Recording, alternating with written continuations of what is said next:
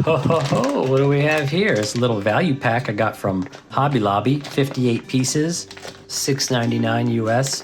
Choking hazard, small parts. Why I grabbed this bag is I don't usually buy these sets of Army Men because I don't really think the figures look too great.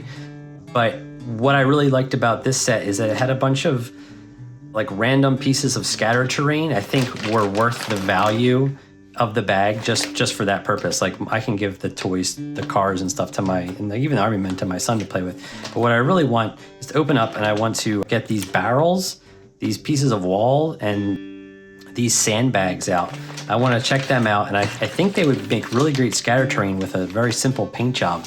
And possibly even some really cool little pieces for some small dioramas. Just painting them up could give them a vibe and look that match the tone of the other figures I've been painting. So let's get this open. Hey everyone, James Viola here. Just wanted to quickly say thank you and to remind you to please like this video if you have not already and subscribe to the channel if you want to learn more about how to paint miniatures or if you're interested in toys, vintage and new. All that stuff goes a long way to growing the channel and I really appreciate it. Let's get back into it. So I totally botched that up trying to get these open, but I just want to kind of dig here. Okay, yeah, so this I couldn't tell from inside the bag. I guess this has two pieces that go together. No, these are two. Maybe these are supposed to go into like the walls. There's no picture diagram or anything, but there are two prongs here and then there's this brick. So I think that's what's supposed to happen. You're supposed to put these into here, and I guess that's your diorama piece, which is fine if I have a back against this. Otherwise, I think I might have to figure out a way to flatten this out. I have some plastic card. I could like put this on the back, trace around it, cut it out, and then I've got a solid back for it. That wouldn't be too big of a problem, but I do, like that would have to be like the edge of like a square base, I guess. So two of those, this like tunnel wall piece, which I guess is supposed to be part of like a bridge. Maybe these are supposed to connect together. I guess that's an option. That's interesting too. And then I've got like one more piece, I guess that could extend it. Be an interesting, looks like the bottom of a bridge. So that's kind of fun. There's these two small tents, which might be good for 144 scale. Not really great for this. Like these little things, like these are kind of fun. These are kind of fun for 172 scale. I think they're more appropriate. But these look too small for 172. So let me get this out of the way. All of this off to the side. So what I really wanted to do was grab these barrels, which look fine. They've got some warning oil signs on them. There are 4 of them. That's perfect because these will paint up really nicely. A little bit of dry brushing with some silver and give it a rust effect. Some browns, some grays. They'll look really good and they match well enough with 132 scale. So here's a German officer I'm working on right now, and that's a really good scale for him. So this could easily be put onto like a diorama base and fit in. There's also these barbed wire fences. I've had these from other sets, but I don't really see myself using them. So they're probably just going to become like play pieces. I think they just look a little too flat, like literally, for a compelling diorama. But I mean, there might be something in the future where I can figure out something to do with them that isn't terrible. Maybe cut them up, repurpose them. There's also a couple of jerry cans in here, gasoline tank cans. There's 2 that I can see, and that's cool because they'll paint up just as nicely as the garbage cans, but they're a little bit big for this size, right? So like they're a little bit big for this guy, but as setting dressing, I think they're fine. Even these to some degree where, you know, you just kind of paint them like bricks and rubble and mix them in with some mud and you can kind of hide the details of it. Especially if it's like off in photography, you can put it out of focus, which is cool. So real quickly, it came with a helicopter, a tank, another tank. This tank has 1 barrel, this tank has 2. I don't know if these are, they kind of look like German tanks, but I don't know. There's 2 helicopters, I guess, a more modern attack helicopter and a rescue helicopter, a little plane. It's interesting that the plane has pink and the Jeep has some pink. There's 2 jets, one with more missiles than the others. I guess one is supposed to be modeled after an F-16, and maybe this is a Hornet. I don't know. The Jeep with the axle falling off. 2 Jeeps. One has racing stripes on it and a back seat and some handlebars. So there is some variety to like what you're actually giving. You're not just giving a bunch of the same stuff. The figures themselves, these 2 little tents are funny. There's also, I'll get to the figures as well, but there's these American flag stands. The rocks are kind of cool, actually. It's cool that the flag is attached to it. I've never seen that before, but that's like just like a good like shape to build on top of and dry brush. That could fit into a diorama relatively easy. So for $6.99, there's a lot of stuff to work with that makes it kind of fun. And the figures themselves are, this one's broken actually. They have that recast melted look like they've been produced 100 times and like they're working from a cast that maybe a mold that has been copied 100 times. Like this guy's face is completely flat. They're all like that. They're good for melting. They're good for blowing up. Honestly, I think they're good for spray painting and then testing paints on. Like if you just want to see how paint colors interact with each other and like what a scheme would look like when it's dry, these guys are great for that, because I've seen people use spoons before to just test paints, and because they don't want to waste a model. Like real models are expensive. Like these kind of guys are great for test schemes, so we'll keep that in mind. All right, so yeah, I think the texture on these is really what was like attractive to me.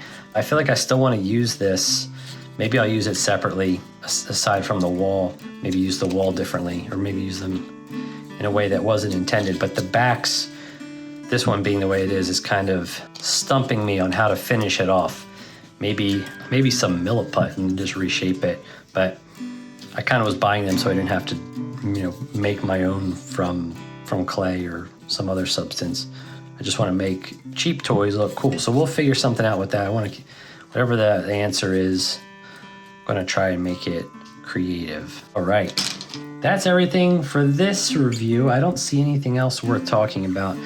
$6.99 at Hobby Lobby. I mean, you really can't get 58 of anything for for that price. Even the tanks are kind of fun and might be worth like a simple slap over paint job. Maybe remove these wheels and these plastic things at the bottom and make them just a bit like, it would be very close to 172 scale tanks. I think they're a little smaller, probably like 180. I don't know. These I probably won't repaint, but that would be kind of funny for a video.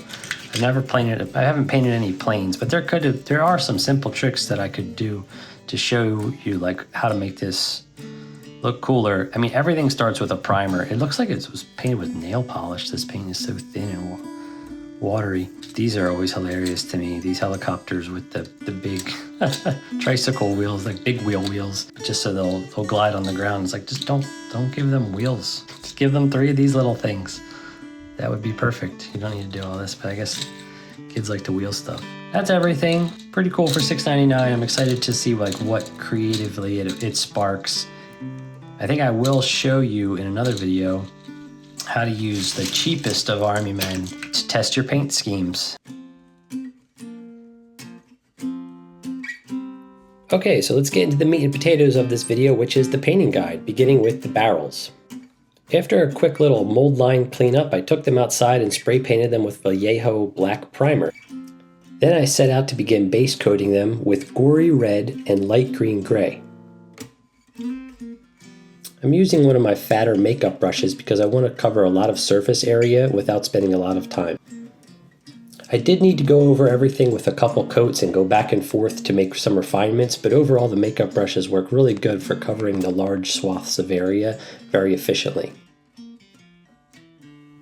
I wanted to make each barrel look a little unique. Maybe they came from different places, maybe they have different contents, but I wanted to maintain that red color across all of them because I think it stands out nicely against a lot of the green figures and scenery that I already have.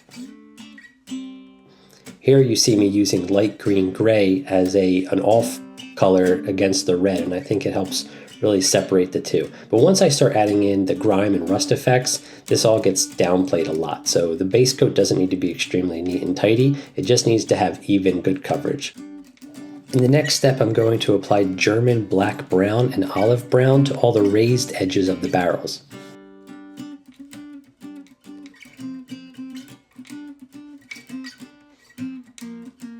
In this next step, I'm going to alternate between the various colors I've already applied to create a lot of grit and texture.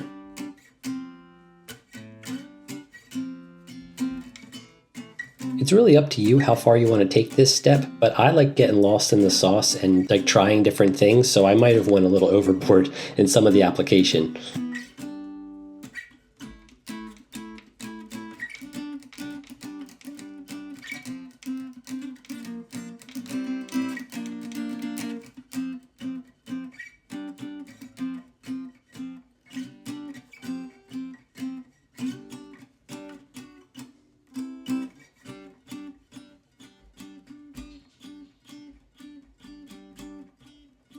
For this next step, I got a bit more precise and got a number 1 brush out, and I started to go along the edges of the barrel with a fine brown line, and then I pulled down long strips of paint to create a very like grimy watered texture. So I also added a lot of water to my paint in this process and smeared it around so it looked like, maybe it had been laying on its side, or maybe it got a lot of rain at one point and it really just saturated the barrel, and the rust has just dripped down.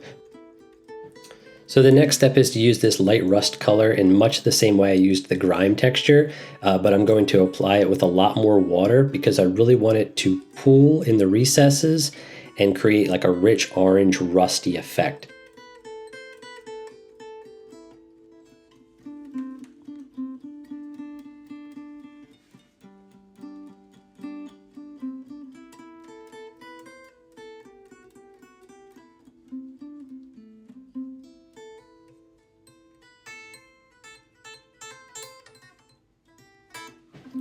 I really like how this rust is so much different than the others because the barrel looks like it's more of a natural metal than anything that has been painted, so you don't get that same grit and grime buildup, and it really feels like the metal is just rusting right over itself without anything interfering. It's very unique among the 4 of them.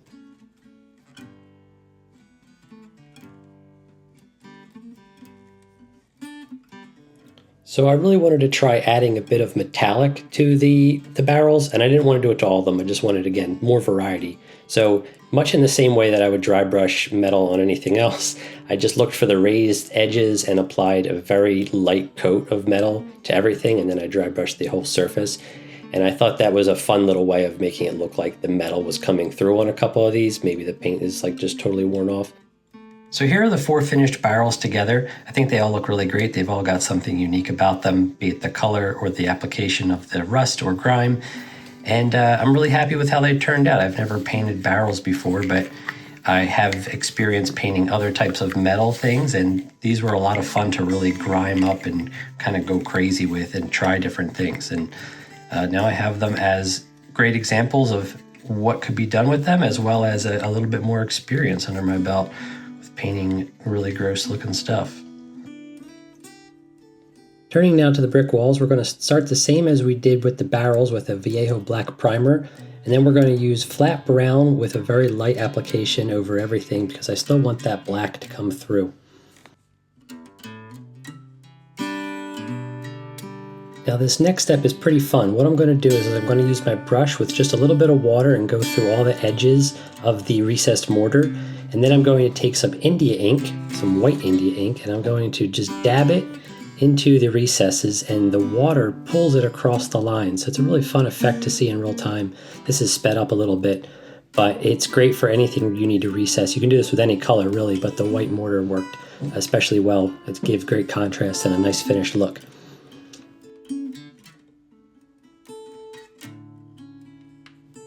After the grout had time to set, I hit the bricks with a little bit of cavalry brown and mixed in a little light rust as well to create a textured pattern on everything. So it's just light stippling, a little bit of pulling, trying to create some subtle variation in tone between the individual bricks.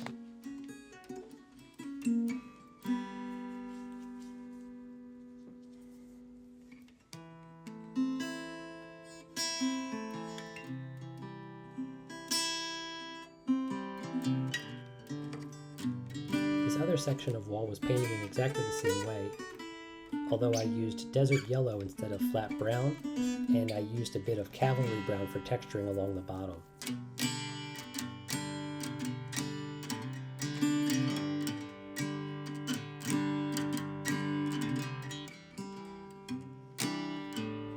Here's another look at how I use the water lining technique to apply the India ink in the recesses of the grout.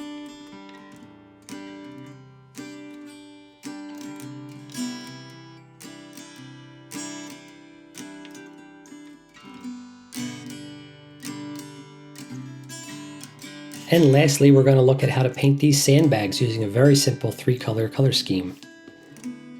As always, I sprayed the toy black first, and then I applied a very generous coating of cavalry brown. This is pretty watered down. It was a little bit more watered down than I had initially wanted it to be, but I just ran with it. Then after that was dry, I applied a mix of khaki and then added more and more white to the mix to build up the layers to create a highlight.